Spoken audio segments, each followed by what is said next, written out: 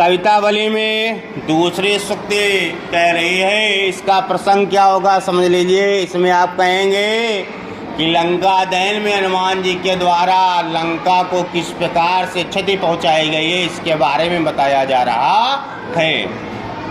हाट बाट कोट ओट अटनी अंगार पौरी, खोरी खोरी दौरे दौरे दीन यति आगे है। और आरत पुकारत समारत ना को कावो, व्याकुल जहाँ सो तहाँ लोग चले भागिए। बालद पिरावे बार बार झहरावे झरे, बूंदिया से लंग पिघलाई पाग पागे है। तुलसे बिलो की अकुलान जातो धान कहे, चित्रों के कपिसो निचाचर न लगाइए। अब देखिए क्या कह रहा है। हाट बाट बाजार, मार्ग यानी रास्ता, बाजार में रास्ते में, ओट कोट कोट ओट किले में दीवारों में, अटरी अंगार अटारी में दरवाजे में घरों में, बाजार में रास्ते में छत में किले में दीवारों में घरों में खिड़कियों में दरवाजों में, ठीक। खोरी खोरी दौड़ दौड़ी गली गलियों में दौड़ दौड़ कर दीनी यति आगे है। हनुमान जी ने सभी जगह आग लगा दी, ये समझो क्या। तो वही कह रहा है, गली गली में दौड़ दौड़ कर उन्होंने आगे लगा दी। आरत पुकारत समारत ना कोई काऊ, सभी एक दूसरे को सहायता के लिए पुकार रहे हैं, बुला रहे हैं, इन कोई किसी की सहायता नहीं कर रहा है। व्याकुल जहाँ सो तहाँ लोग चले भागे हैं। व्याकुल होकर के जिसको जहाँ रास्ता मिल रहा है वो उधर भागता चला जा रहा है। बालद फिरा में बार बार जहरावे जरे, और वो बंदर हनुमान जी अपनी पूंछ में लगी हुई आग को बार बार हिलाते हैं। तो पूंछ में आग से जो हिलाने से क्या होता है, जो झरती नहीं आग की बूंदे वो झरने लगती है।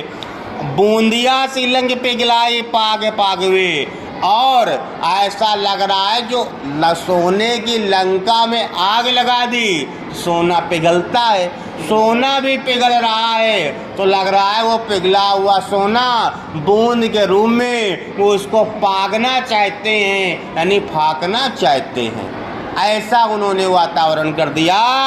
तुलसी बिलो की अकुलानी जातु धानी कहे, तुलसीदास जी कह रहे हैं, व्याकुल होकर अकुलाकर एक राक्षसी ने कहा, चित्रों के कपि सुनी चासर ना लागिए, कि अब चित्र में भी बंदर को अगर कोई निशाचर देख लेगा, राक्षस राक्षसी देख लेगा, तो चित्र में भी उससे साथ छिड़कानी नहीं करेगा।